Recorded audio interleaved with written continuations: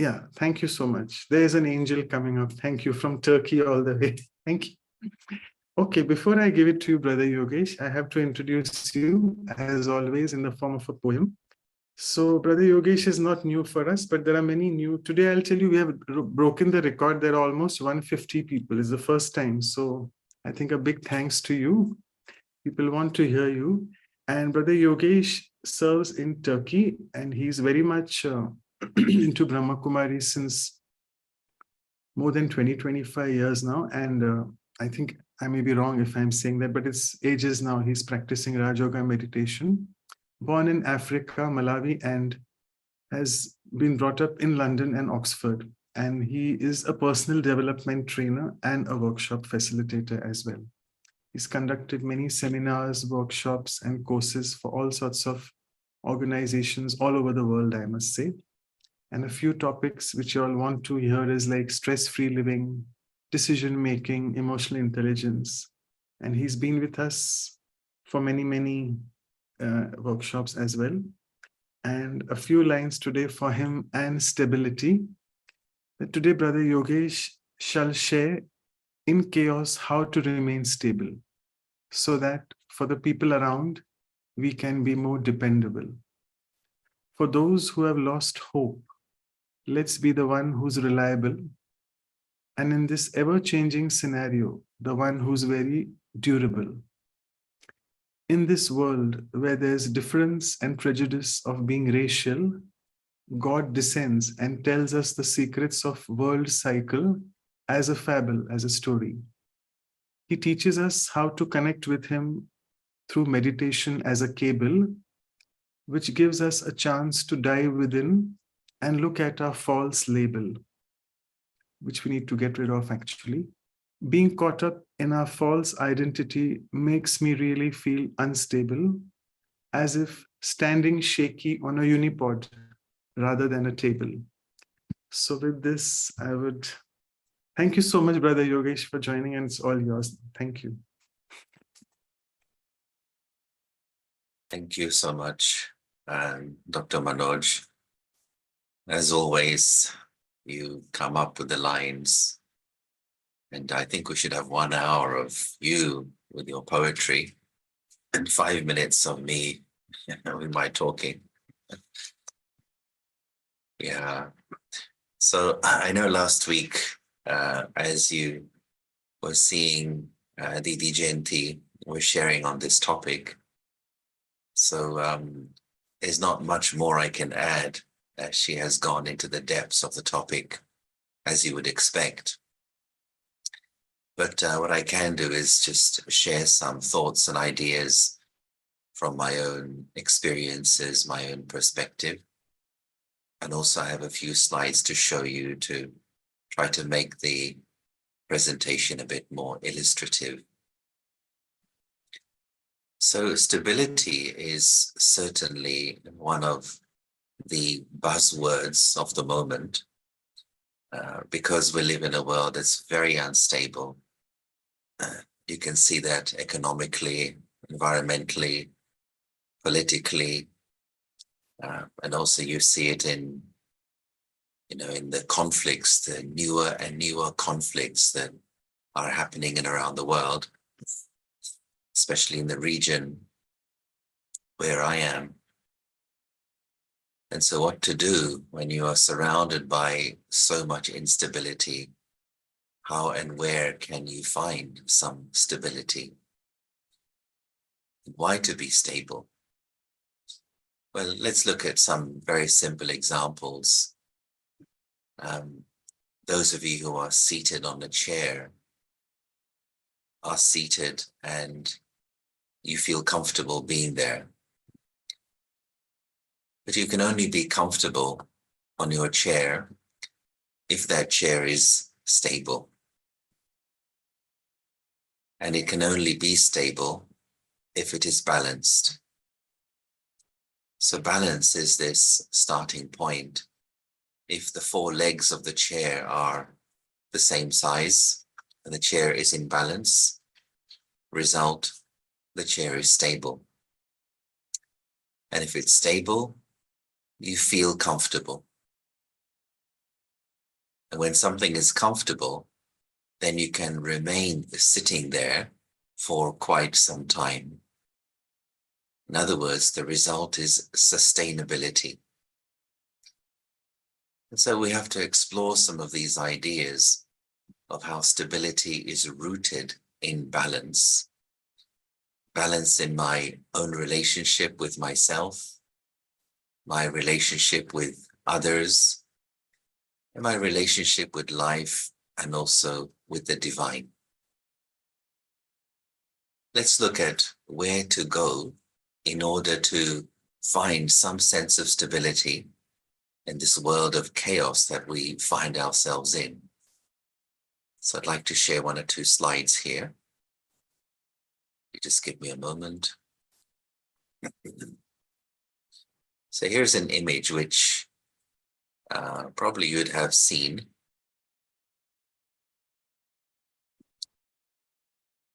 Let's say a satellite image of a big storm, hurricane. And these things are huge.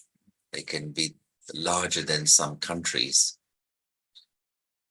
And when you're visited by a storm like this, there's not much you can do. But as you can also see, at the very center of that storm, there is a relatively calm place, which we call as the eye of the storm. It's the only place where you can be in order to experience some calm in the storm. And this is a good metaphor for life for all of us, that when we are faced with chaos, we're faced with rapidly changing scenarios around us, when there is instability in our lives, then there is a place for me to go to in order to be stable and to learn to work from and live from there. Storms are events which may come suddenly without warning. Storms can cause some damage, but also storms come and storms go. So using this idea, let's have a look at where we can go to in order to deal with the storms or the winds of change, which creates instability in our experience of life. So we see here that sometimes there can be sudden changes causing instability in your physical health situation. And as a result, you may find you're unable to do or to travel the way that you used to. It creates some kind of chaos in your routine. There could be some storms or instability in your family. Perhaps a family member who you're used to depending upon as a helper, as a right hand, is no longer there or no longer available. And so you have to adjust to that new reality. There may be instability or changes in your job.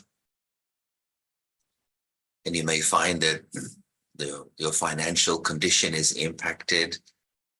You're not able to live to the standards that you used to. So it creates further instability in your finances, your lifestyle. And furthermore, there could be causes of instability in your local community, in the nation, and of course in the world at large.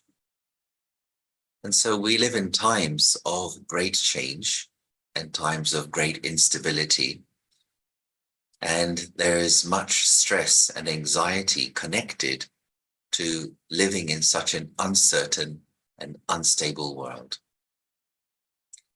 But what we are learning in our spiritual study is do not try to control those winds of change, but rather go to the very center of that storm and that is work on yourself.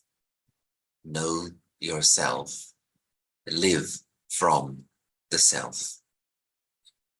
When we begin to do that, we find that not only are we better able to navigate those forms of instability coming in the guise of sudden change, but also our stability can have an impact upon those changeable factors around us. As we begin to explore what the self is, the inner world is, we realize that life in fact happens from inside to outside, not outside to inside. Now, generally, the way we tend to live is this, that when circumstances are to my liking, when people's behavior is as per my desire, then I'll feel stable, I'll feel happy, I'll be content. But that's very temporary, because situations and people are always going to change and are not in our hands. But the inside-out lifestyle is I learn how to take care of my inner world. I learn how to use my thought energy wisely. I learn to have the right and healthy attitudes towards life. And from that place, I then interact with the world around me. So it's a sea shift. It's a big change in the way that we are relating to life, to the world around us. And this next model here is promoting this idea that if I want stability in my life, in my circumstances, in my relationships, in my actions, in my words, then the place to start with is with my own thoughts. And this meditation life, this yogi life, is very much centered around this whole idea that your thoughts are your most precious asset. Your thoughts are the currency of your life. And we need to pay as much attention to our thoughts as we may do to our physical health or to our financial condition. When I improve the quality of my thoughts, everything in my life will necessarily upgrade. Now, I remember when I was a child, somebody said to me, one of our meditation teachers said something very pertinent. And he said that the way to deal with any adverse situation is to first stabilize yourself in your swaman. First stabilize yourself in your self-respect, your self-honor, your self-regard. Be stable in that divine and sacred space inside yourself, and then look at the problem, the situation, the circumstance in front of you. Do not immediately start trying to solve a problem, but first solve yourself. And solve yourself means get into the right consciousness first, stabilize your mind, and then when you see the problem, when you see the situation, it will no longer give you any fear. You will not be afraid of it. This is something to really practice very deeply, because we tend to have the habit of immediately launching ourselves into thinking about situations, thinking about people, without first stabilizing our mind in our self-dignity, and self-honor. Here's a little image which we call as the theory of relativity. Excuse me. So let's look here at figure number 1, on the left. Here is you, and next to you is some kind of problem. Could be anything, person, a situation, finances, anything at all. And so as we see in figure number 1, the problem is bigger than you. And as a result, you may feel some fear, some anxiety, some nervousness, some stress. But when we come to figure number 2 here, the problem is the same size, but you are bigger than the problem. What has changed? The problem, the situation has not changed. It is the same. But the only thing which has changed is you have changed. You have now become bigger. You have become stronger. You have become more than what you were before. And therefore, for you, this is still a problem, but it's not a big problem. You see the situation and you have this phrase, as again, Nadi Janki's name has been mentioned. She used to say, "Kya badi baat hai?" What's the big deal? What's the big issue? It's certainly my experience that I may have approached her with some issue which was bugging me, consuming me, and I related to her, here is the situation. Kya badi baat hai? You are bigger than the problem. You are life. The problem is a situation.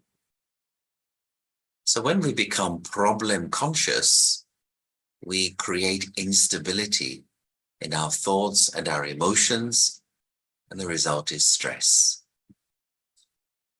In order to debunk that, let me get into this way of thinking, this paradigm of operating, where first of all, no matter what happens, let me come to the stable place within my own self, just remind myself that my peace of mind and my happiness are my personal property, non-negotiable, full stop. Being in this awareness is what enables us to grow and become bigger than the problem outside. And in fact, after doing this a few times, you no longer see the problem as a problem, but you begin to see it as a form of entertainment. It begins to feel like a game. It no longer causes you to feel emotionally unstable. In fact, the more stable you become mentally and emotionally, wherever you go, you're able to bring stability into the environment in which you are. You become a lighthouse of stability because your own mind is very still, very serene, and you feel very safe. What else do we need to remove from our minds in order to really get to the roots of instability? One of the causes of emotional instability, the mood swings, the emotional roller coaster, which is a feature of life in the world today, one of the causes of this is the futile pursuit of desires. When the mind creates a desire for something and we run after it, then there'll always be instability and a sense of insecurity. We live in a world in which marketing and selling things is one of the highest paying industries. And so we are constantly bombarded with images to create desires in our minds. Let's see how this works. Let's look at a little equation here to understand the inside story of desire. So this is much more simple than it looks actually. What's it telling us? Let's look at the sentence at the top. So I don't get what I want. The result, I feel disappointed. Sentence below, I get what I don't want, or sometimes who I don't want, and the result is stress. So we're saying here the getting or the not getting, let's call that A. The wanting or the not wanting, let's call that B. And the way you feel, let's call that C. In both cases, A, B, and C. So what we would like to do is to change C. We don't want to feel disappointment. We don't want to experience stress. So what can we do in order to overcome disappointment and stress? Well, let's look at the equation. I don't get what I want, and I get what I don't want. Should I work on dealing with A, the getting part, or should I work with dealing with B? Now, generally speaking, for most people in the world, we tend to focus upon A. We tend to focus upon the getting part. And we tend to think that when I get what I want, then I will be happy, secure, stable, my life will be okay. And so we are encouraged to chase after the getting part. Work hard to get what you want. So all the emphasis, the energy, the work goes into getting. And that we can call as the kind of materialistic approach to life, getting. And getting is not just about physical objects or property or possessions. It can also be for emotional desires. You may want to get respect, to get attention, to get recognition. But what spirituality is telling us is do not focus upon the getting part, but focus upon the wanting part. And ask yourself, whatever it is you want, why do you want what you want? What is this wanting business to do with? What is the story behind wanting? And that's where we really get to the roots of instability and remove them from our consciousness. As long as I want something, especially I want something from someone, there will be instability and there'll be some kind of pain. Because you may get one day, tomorrow you may not get. Simply put, it sounds a bit rough to say, but if you want something from someone, then prepare to suffer. Sorry to be so blunt, but it's just a fact. So in our study of Raja Yoga, we are beginning to explore, what do I want? I feel unstable in this situation, or the way somebody behaved towards me caused me to feel unstable? Do I want from this person, which I'm not receiving, which is the cause of my instability? And so there we are stepping back from this desire mode to understand what's going on behind here. Let's probe a little bit deeper into understanding what is the story of desires. So here we are. This is telling us about two main types of desire that we may have. And so on the right-hand side are what we describe as our temporary desires. The things that we generally seem to run after in daily life.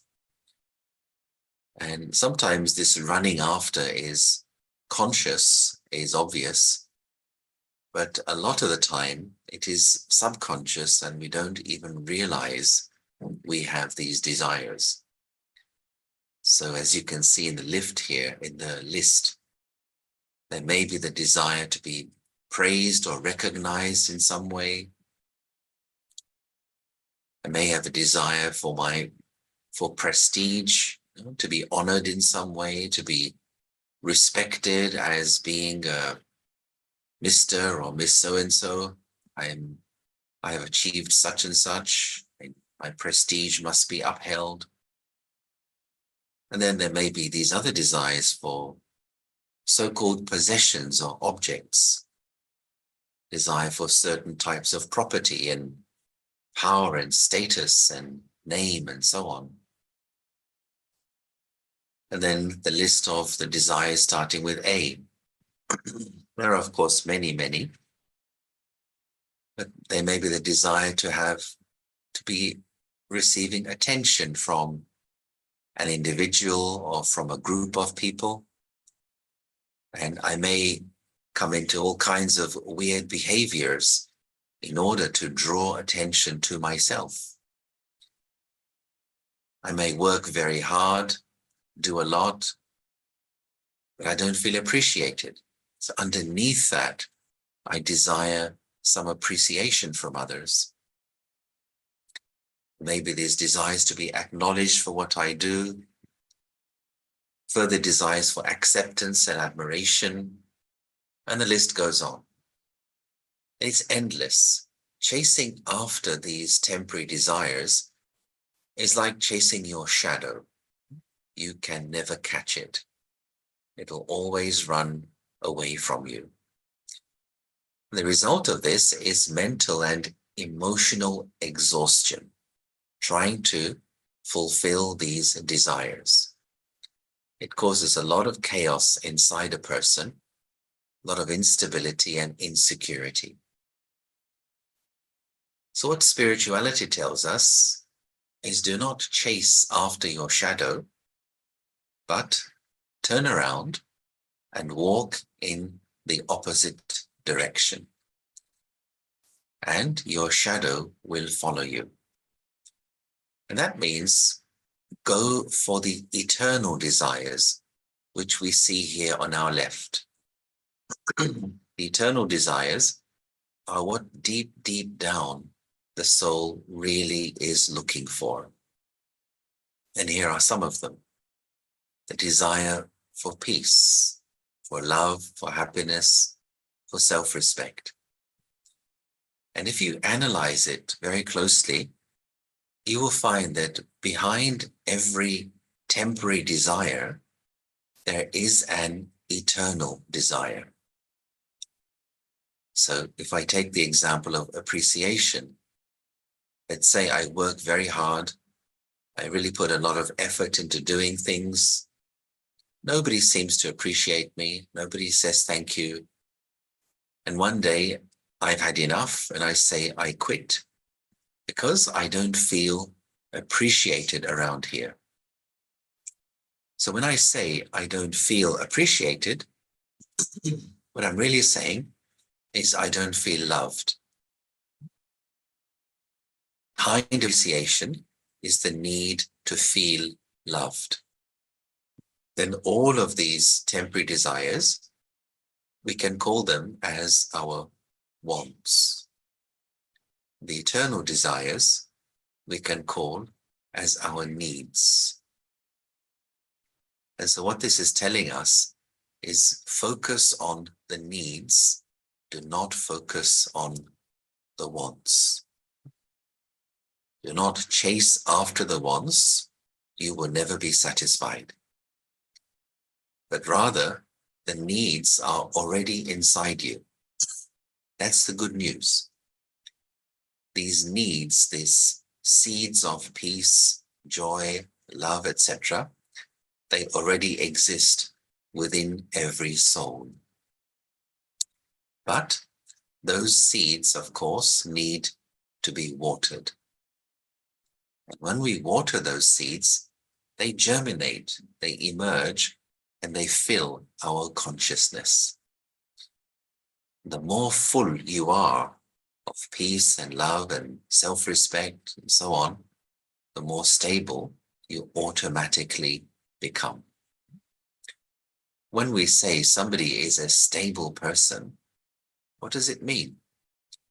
Essentially, it means that the peace, the love, the joy, the self-respect in that person has been activated. And therefore, if you criticize him, if he fails at something, he can manage. It doesn't bother him. He doesn't get angry, doesn't get upset, doesn't lose hope in himself. But when we say that somebody is a bit fragile, emotionally fragile, or unstable, it means that peace, that love, that joy is in low amount. Therefore, we need to treat that person with a lot of love, a lot of kindness, with kid gloves, because he or she may get upset very easily. So then, how to feed these seeds? How to enable these seeds to germinate in our practical lives? Well, of course, meditation is a big part of it, and you've heard a lot about that already. But in addition, this meditation of Raj Yoga meditation, it's not just about sitting down and practicing meditation, but it is a living and organic practice, which means as I pass through the day-to-day life, can I remain in that natural meditative state? Even when I'm working, I'm conversing, I'm traveling, I'm doing my job. Can I raise my consciousness even as I'm going about my daily life, so that externally I'm doing my job, I'm fulfilling my responsibility, but internally I continue to feed my consciousness. And so for that, we need to explore a little bit about our relationship with our personal life. So I'd like to show you another little diagram here now. Let's see if I can bring this up.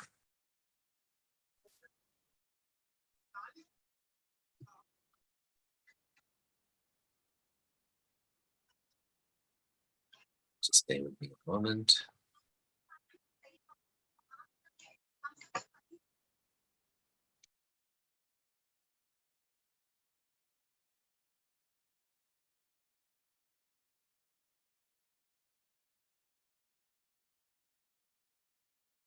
Just a second, please.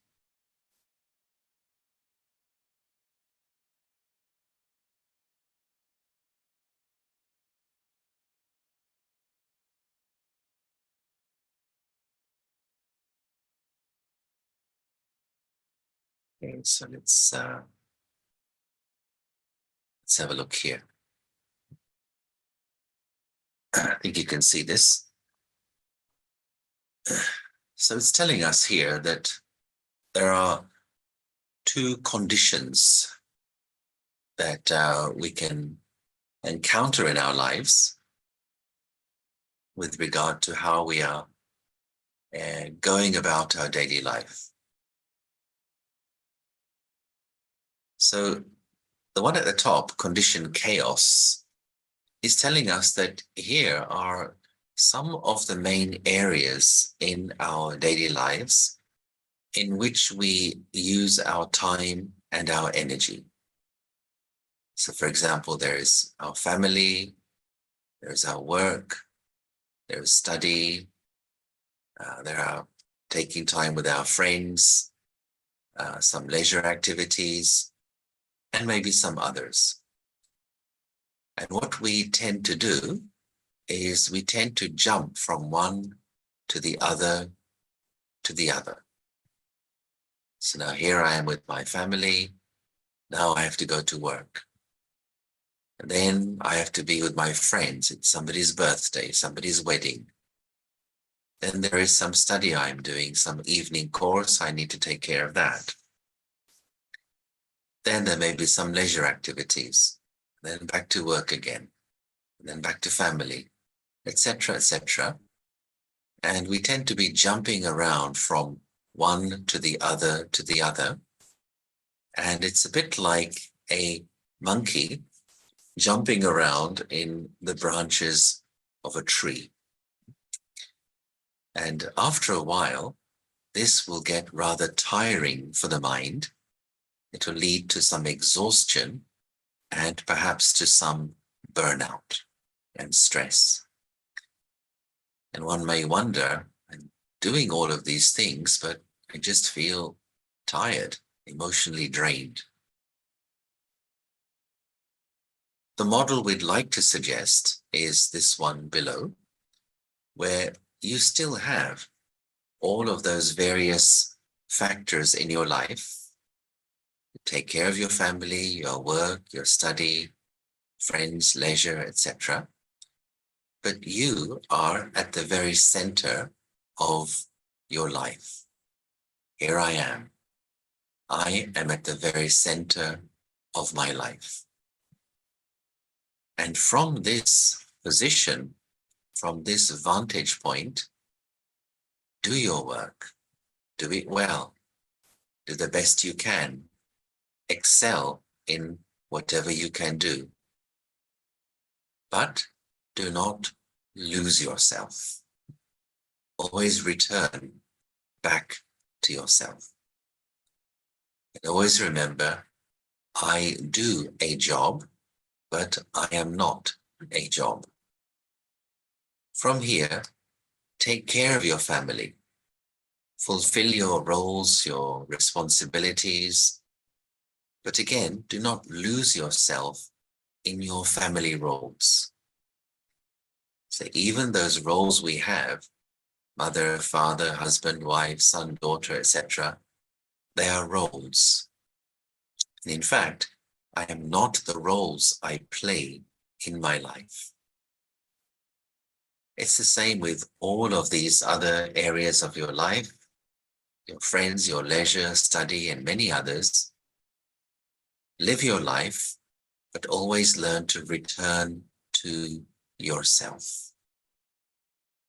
And that means living in true awareness of my deepest and eternal identity. And that's what we call in this study as living in soul consciousness.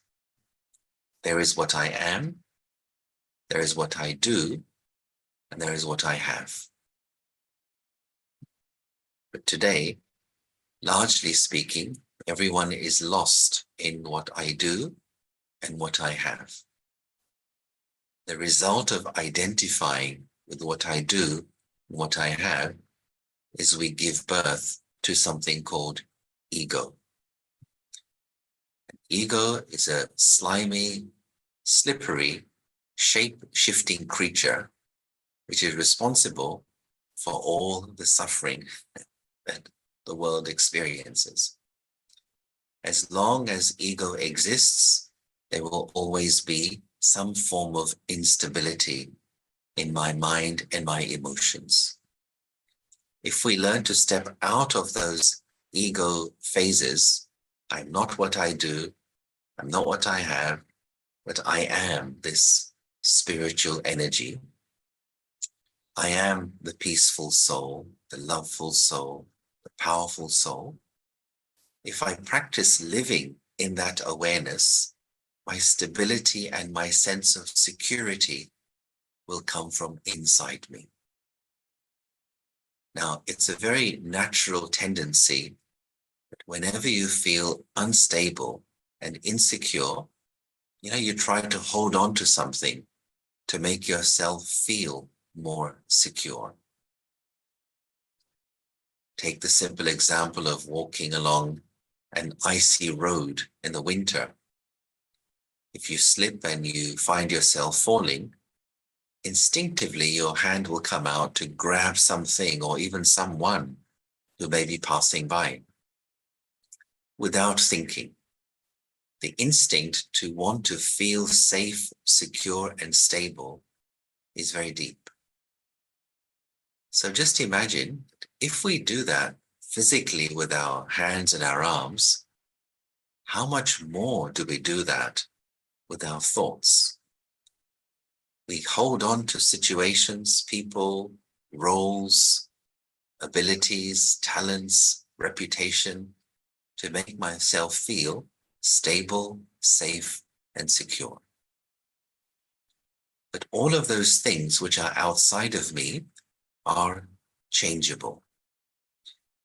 And if I am emotionally, mentally holding on to something which is unstable, at some point when it collapses, I also will experience that instability.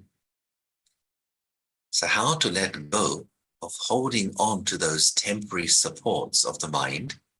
It's only by stepping into that which is eternal and unchanging. And that we call as our spiritual identity. Going deep into the experience of what it means to live as an eternal energy, as an eternal soul. Here's another graphic to help to explain this.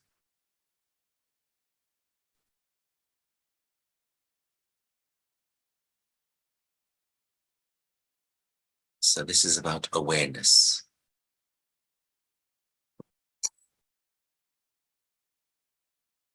So again, it's actually more simple than it looks here. It's telling us that at the bottom of the picture here is the condition of limited awareness, which is pretty much how everyone lives today. Limited awareness is where I don't know who I am.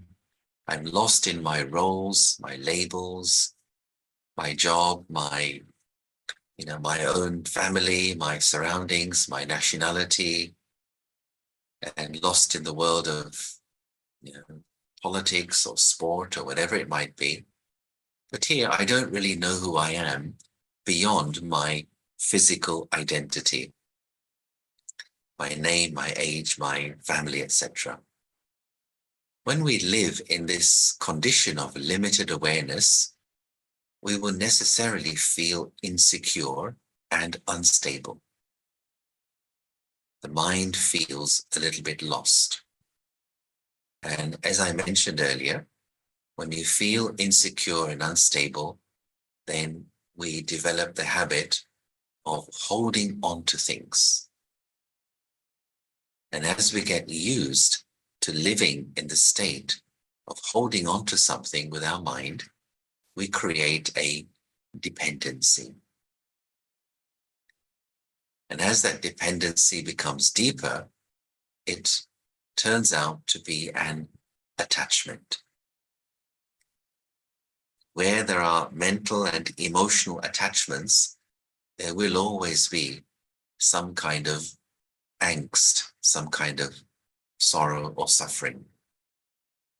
So that's how we live today. The condition of the human race is locked into limited awareness. the place we want to be is at the other end of this graphic. We want to live in unlimited awareness. And when we are there in unlimited awareness, we feel very secure. Secure, stable, safe. I put these three words together. And when you feel that, then quite naturally and automatically, and without any force, the mind begins to let go. And when you let go, you feel free. When you feel free, that is the basis, the prerequisite for real happiness. Most of you would know this phrase, chodo to chudo, let go and be free. But how to go from limited awareness to unlimited awareness? For this, we need the fuel of spiritual knowledge, which takes our awareness into the unlimited. Spiritual knowledge is the essential ingredient which allows us to really build strength into our own selves. Now, there are so many aspects of spiritual knowledge for us to work with and to live with, but in terms of security and stability, one very simple one which I'd like to mention, and it's very powerful, three simple words. The three words I found very powerful and very stabilizing are these, that nothing is mine. Nothing is mine. Now, if this is new to you, just drop that into your intellect. Just allow it to percolate for a few days. Nothing is mine, which means I can lose nothing. If nothing is mine, it means I can lose nothing. And if I can lose nothing, that becomes the basis of my security and my stability. All anxiety, fear, tension is based upon the fear of losing something.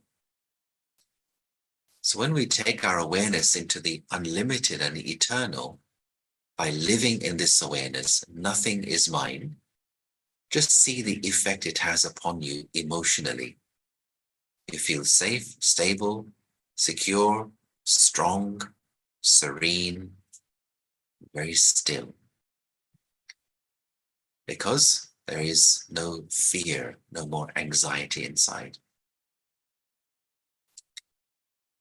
That's all a little bit about inner stability and inner security and how we see the world.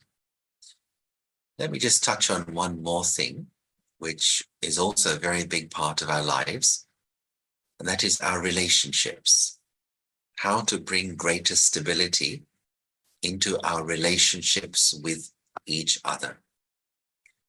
It's a huge area because as human beings, we do enter into personal relationships, family relationships, work relationships.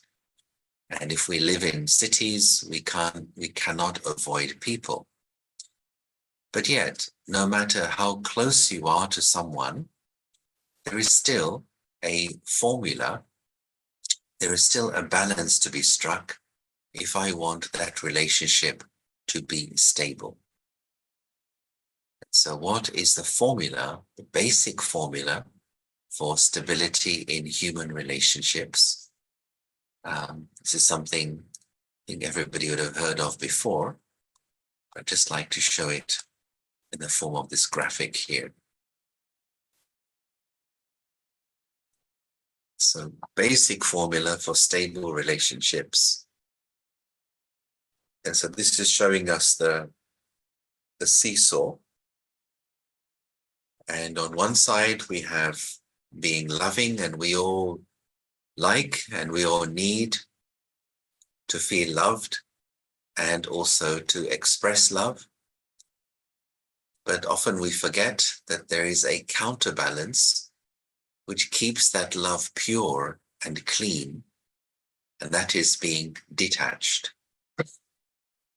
Now, what happens when the love goes into an extreme, when love goes out of balance and becomes corrupted, then that love will change into possession. This is where we try to control the behavior of some other person. And we may put pressure on them to behave according to how we want them to be, how we want them to speak, how we want them to talk to us. We may make certain demands. We may find attachments developing and dependencies. And if that individual behaves with others the way I'd like them to behave with myself, it may generate this thing called jealousy. And it goes on and on and on. And all of these are, of course, very difficult experiences to have when you're feeling these kinds of emotions. But this is love out of balance. This is unstable love, love gone wrong, love corrupted.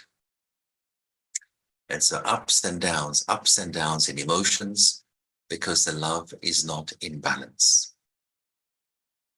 So what is needed, as you see here, is this love must be balanced with being detached. And detachment actually protects the quality of the love. But yet, if we go into extremes of being detached, then we can come across as being a little bit cold, a little bit distant, a little bit formal or aloof and uncaring. Extremes of anything are not good. Even extremes of qualities eventually become a storm. So if we want stability and balance in our lives, we need to explore this whole set of virtues to see which one is balanced with which one, and have I got this balance right? Where there is too much love, dependency, attachment, and it makes you very weak as a person. When there's too much detachment, then somebody is talking to you, it feels like having a conversation with a fridge. You get a blast of cold air and a strange mechanical sound. And that's no fun either. And so I have found, over the years, this is a lifelong work in progress, continuing to refine this balance of being detached and loving in all our relationships. Even the person who may be the closest to you, maybe you live with or you work with, it's still another soul. It's still another human being.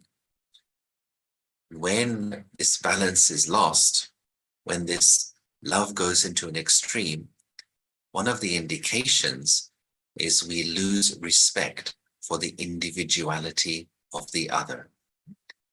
And we begin to form expectations of how I wish the other to behave. And then, of course, there's a tit for tat. They then react in a certain way, and I react back, and they react back, and it's no longer fun anymore. So detached and loving by being aware of the spiritual reality. I am a unique spiritual individual soul, and the other also is another soul on their own journey in this grand theater of life. Okay, so I need to stop there and just invite the wonderful Dr. Manoj to re-enter the room. Thank you so much. We just thoroughly enjoy your sharing. We love the way you share. You get all those small things and show us, and they're so effective and meaningful. Those small snippets, they just carry on in our brains forever, in our conscious mind. Thank you so much. And we always love the way you these things. And I think the right value goes to the right person. You're really so stable. You're shared with so much of stability. Vibrations, we can feel that. Okay, so we don't have time for questions because we have actually overshot our time, but that's perfectly fine. And now I'll request Dr. Ashok Mehta to please propose the vote of thanks. Over to you. Thank you. Yogesh bhai, I feel that you should continue to speak and be just keep on being absorbed in your talk. I think what you're teaching us is a life made easy. If you want to be happy, attend classes by Professor Yogesh. I think I think this is we used to study in the schools and colleges, physics made easy, chemistry made easy. I think spirituality made easy is your forte. Loved each and every word you have said, especially your diagrammatic present representation. They will ever be in our memory.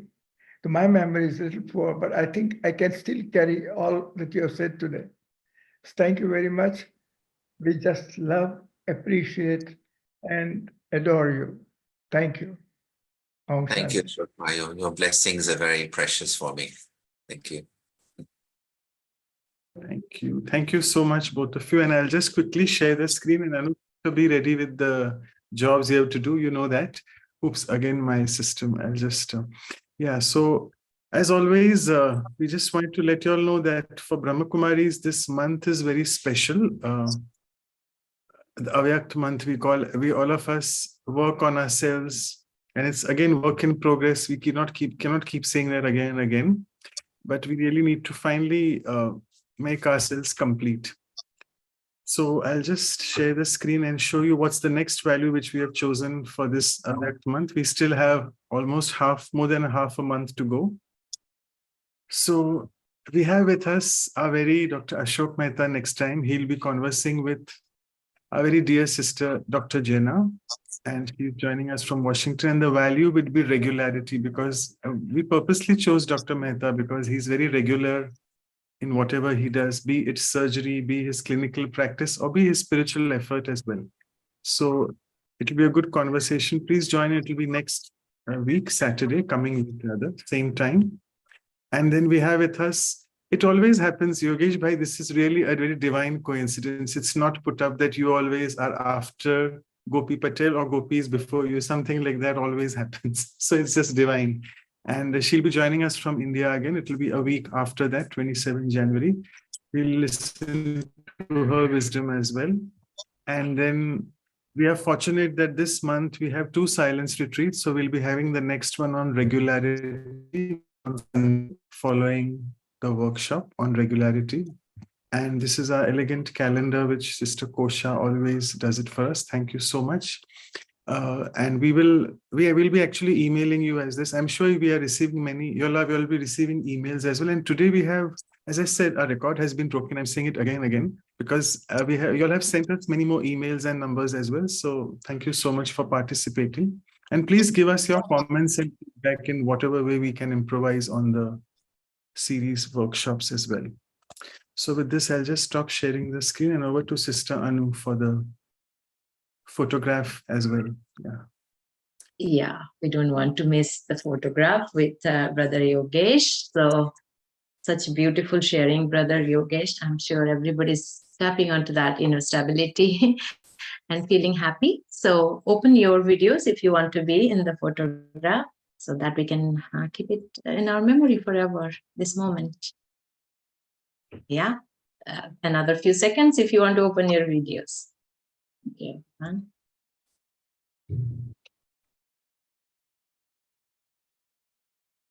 thank you everyone. Thank you, Brother Manoj. Wonderful, wonderful. Thank you. So let's move on into meditation mode. You want to have some drishti or some commentary, whatever you like, Brother Yogesh. Over to you. I think I've spoken enough, so maybe just some drishti only would be okay.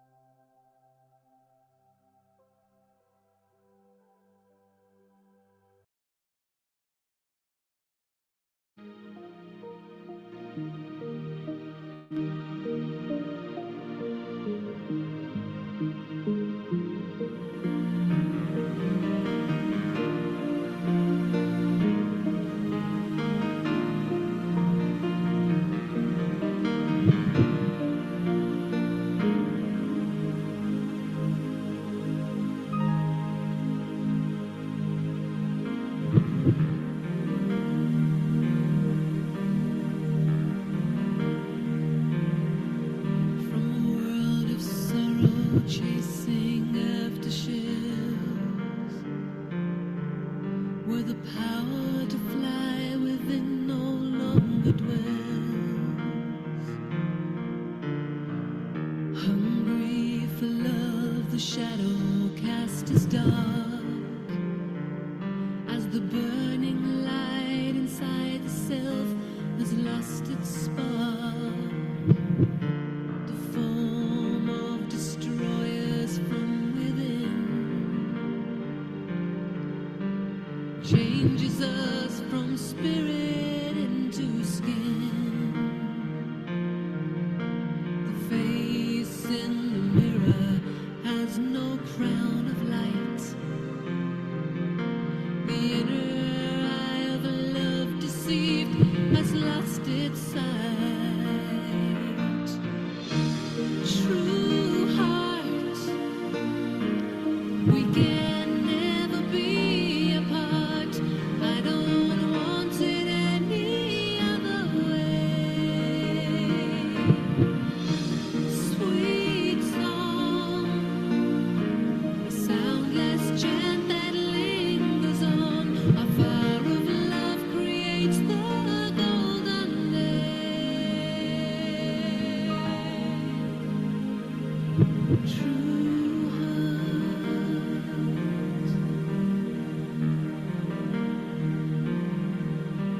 the art of dancing in the mind,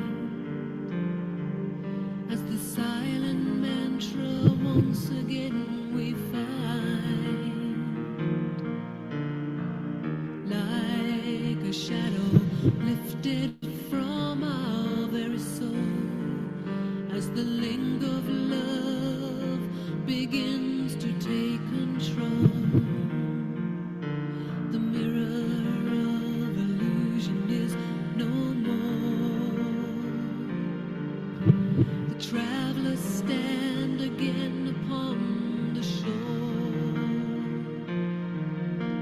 A journey that has taken us so very far, from a world of mortals to a shining star.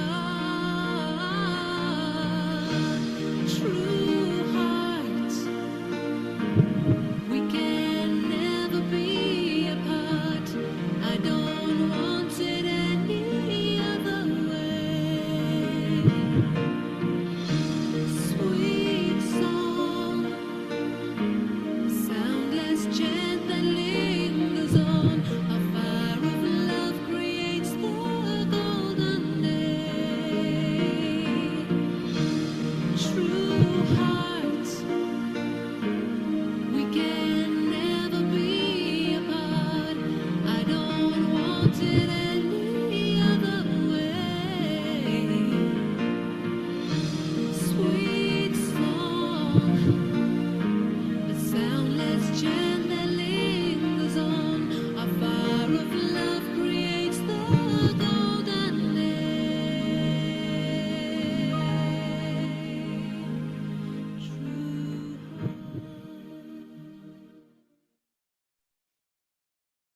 So thank you once again to all the participants, and even a big thanks to Brother Yogesh. Thank you so much. Thank you, everyone. See you again soon. Oh,